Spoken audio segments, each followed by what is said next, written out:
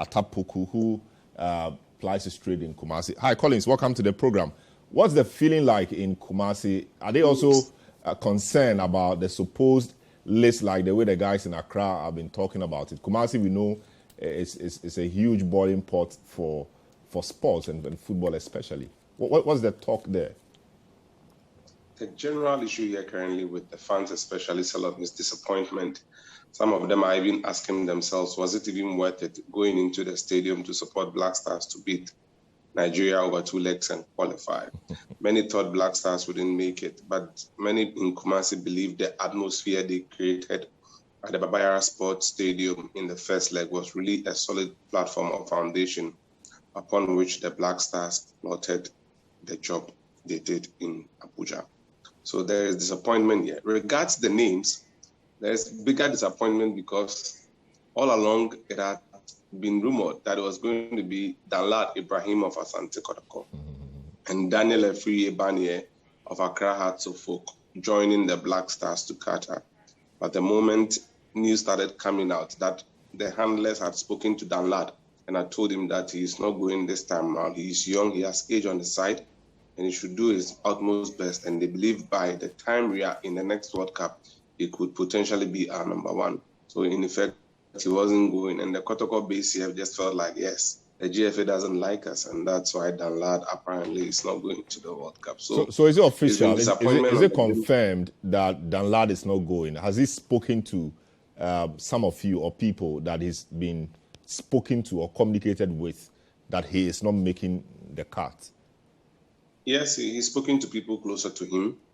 I've spoken to him. He's actually put a statement to reflect that on his social media handles, saying that God's time is the best and all that. So yes, there is disappointment there, but he's decided to buckle down, work hard, and make sure he gets the opportunity in subsequent times. So yes, Salom Danlad has been spoken to. He's also accepted the decision.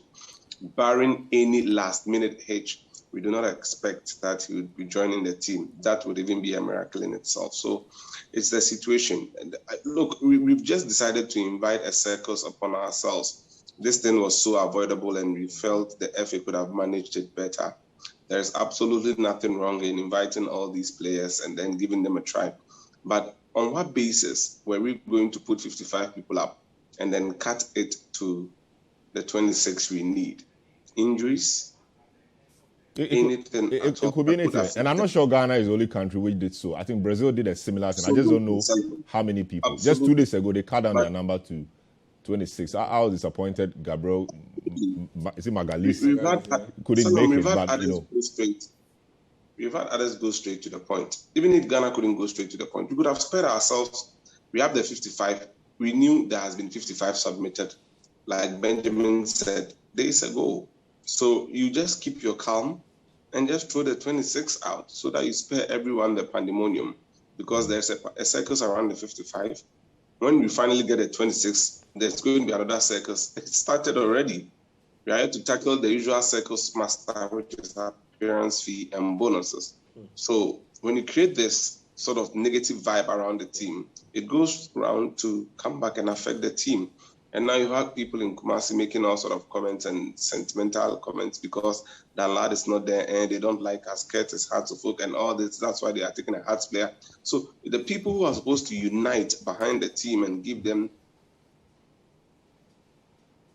Qatar are actually now divided over concerns that may be legitimate or not. And that's where I have my problem. Like Benjamin, I've also decided to restrain myself from saying anything about this list because where it is coming from, it is so bad. Coach spoke to players, and all of this, they are reacting.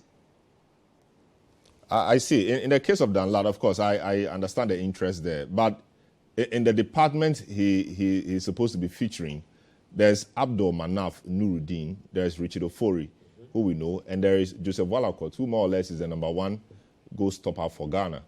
Who were they expecting Danlad to displace in this team or in this list? You know, if you leave it to the fanatical judgment of the Asante Kotoko fans, many of them even believe Danlad shouldn't just be in the team; he should be the first choice goalkeeper. Because of all the goalkeepers in the team, he's the only one that has actually gone through the mail properly Under 17, he was our first choice. Under 20, he was our first choice when we won the African Under 20 Championship. He's an Olympic goalkeeper, and he's the goalkeeper for the Black Galaxy. So he's seen it all. And these people have just jumped in recent times. So if you leave them to their fanatical views, they would even tell you that Danlad should be the first choice goalkeeper for the Black Stars. But their worry is that when you mention Manaf and you mention Atitigi, what have they done? What is their consistency with the national team? Oh, you have seen it. Manaf was at the Karen Cup in Japan. He saved some penalties and all that. Wolacott just came in and qualified us to the World Cup. Richard Ofoyi was our number one, and then he actually lost form and because of injuries also lost his position. So if for nothing at all, Manaf should just give his place to Danlad. And they argue this strongly, knowing that the sentimental argument on the $10,000 per day for players from local also comes in. That look, we do a lot for the local economy. People should benefit from the World Cup and the local economy and all that. So a lot comes into it, Salon. But again, it is fair to repeat this. Everything happening now is firmly on the doorstep of the Ghana Football Association.